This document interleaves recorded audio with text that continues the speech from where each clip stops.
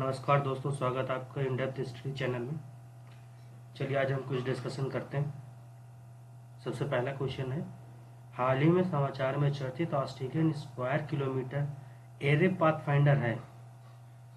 तो इसका ये क्या है कि एक पाथफाइंडर है, इसका क्या कार्य है, मेन इसका उद्देश्य ये है। इसको लॉन्च किसने किया है, याद ये रखना है। तो लॉन्च किसने किया, Commonwealth Scientific and Industrial Research Organisation ने इसे लॉन्च किया है।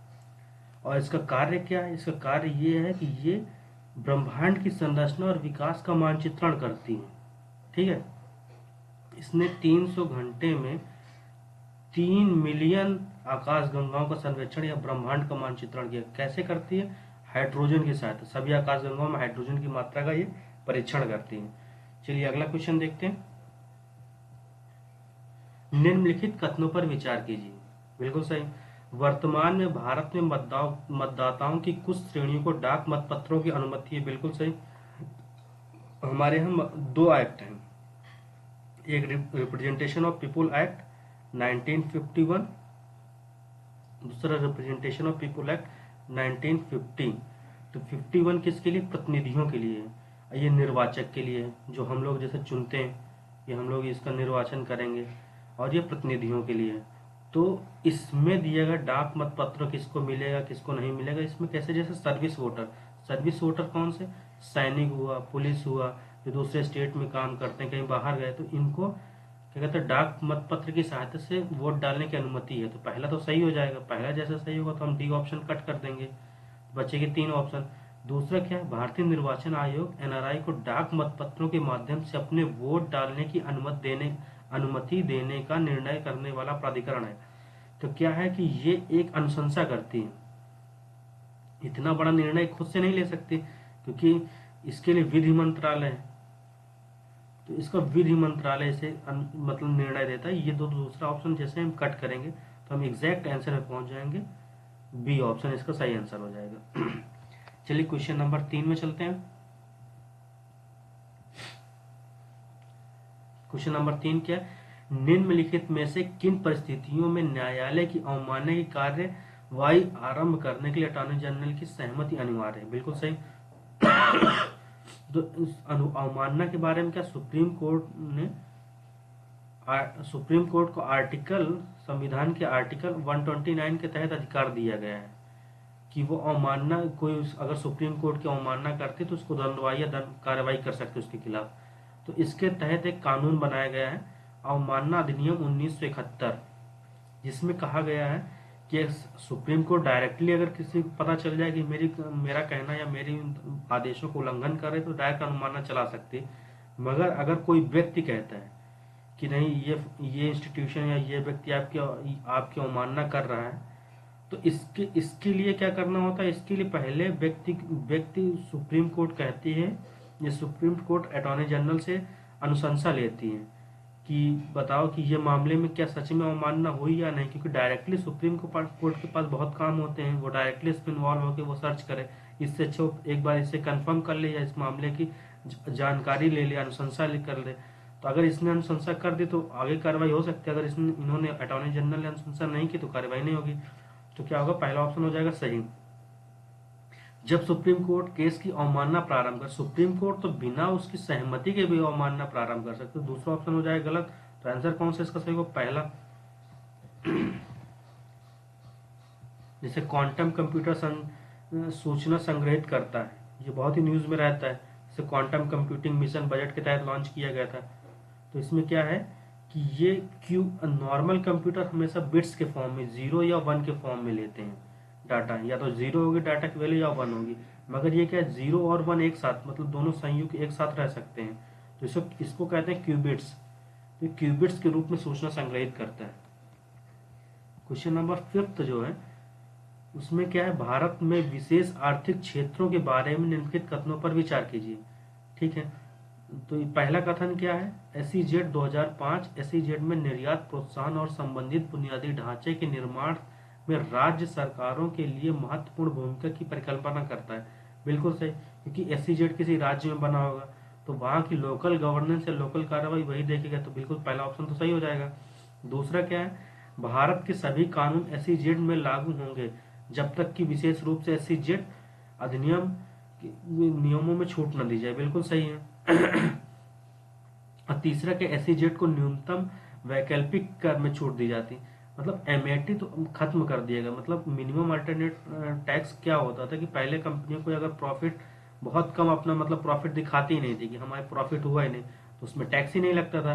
मगर अब कर दिया गया कि आपको मिनिमम टैक्स तो देना ही पड़ेगा, उसके ऊपर अगर आप प्रॉफिट के ऊपर टैक्स देना पड़ेगा, तो ये अब खत्म कर दिया गया। तो इसलिए तीसरा जैसे ही ऑप्शन कट करेंगे तो हम लोग सही विकल्प में पहुंच जाएंगे 1 और 2।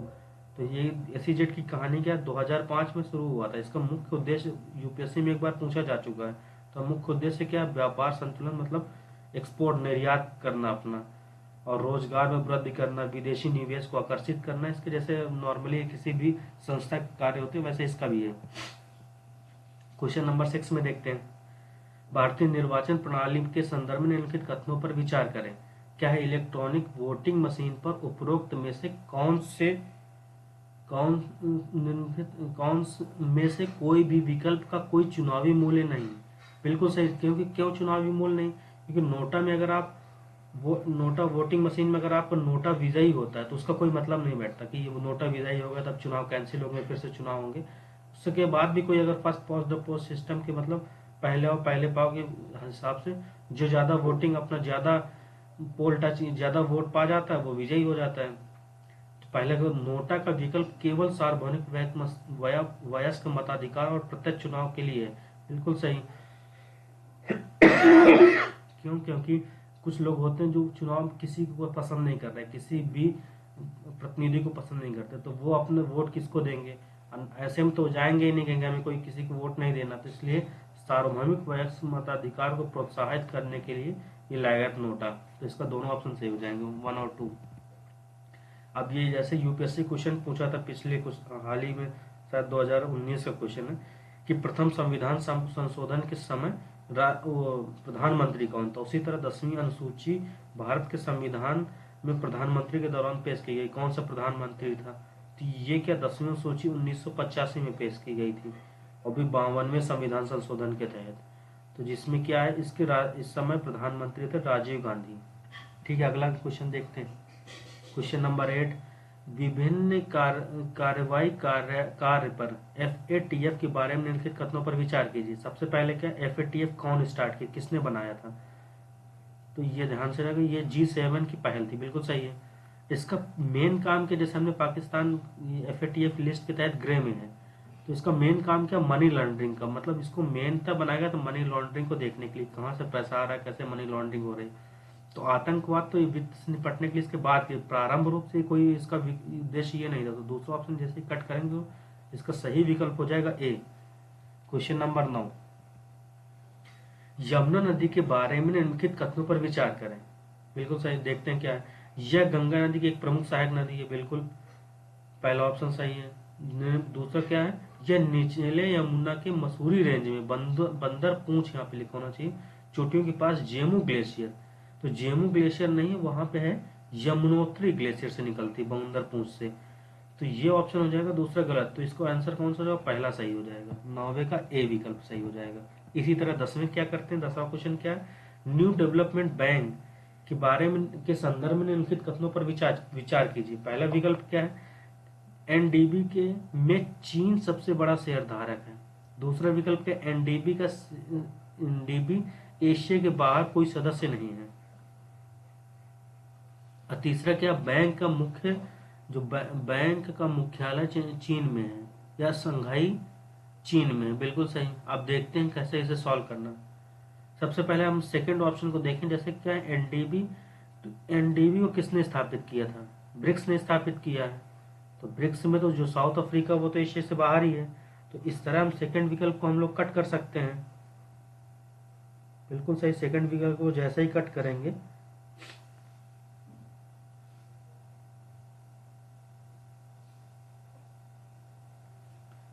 यहाँ पे ये ध्यान रखना है, सबसे पहले ऐसे क्वेश्चनों में क्या करना है कि सही नहीं वाला विकल्प, सही नहीं ध्यान देना है। अगर ये नहीं ध्यान देंगे, सबसे पहले ये पढ़ो, नीचे पूछ लो सही पूछ रहा है सही नहीं पूछ रहा, नॉट करेक्ट पूछ रहा है, तो क्या होगा, दूसरा तो बिल्कुल करेक्ट नहीं, तो मतलब दूसरा इसका आंसर होगा। तो जब दूसरा होगा, अब तीसरा इसका मुख्यालय कहाँ है? मुख्यालय इसका संघाई में, तो इसका मतलब तीसरा विकल्प होगा, जहाँ जहाँ तीसरा है, तीसरा कट कर दो, तो इसका ए ऑप्शन हो जाएगा आंसर। ठीक है। इसको किसने, ब्रिक्स ने स्थापित किया था।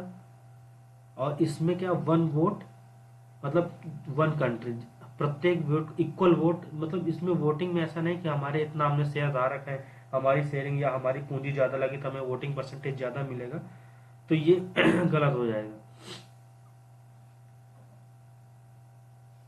कौन से इसमें सिक्स ब्रिक्स समिट के तहत फोर्जिला ब्राजील में से स्थापित किया गया। ठीक है, अगला देखते हैं। अब इसका हिंदी में ऐसा नाम है, इसको क्या कहते हैं, इंग्लिश में क्या कहेंगे?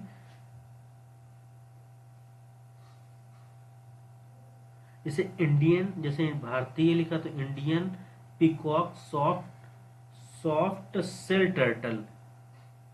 अब ऐसे ही यूपीएससी भी हिंदी यूज करता है, ध्यान रखना।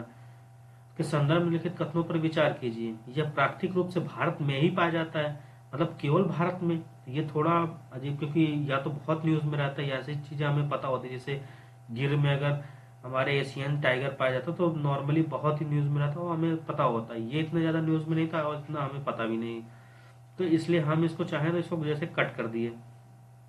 अब दूसरा क्या है कि भारतीय वन्य जीव संरक्षण अधिनियम अनुसूची 1 के तहत है।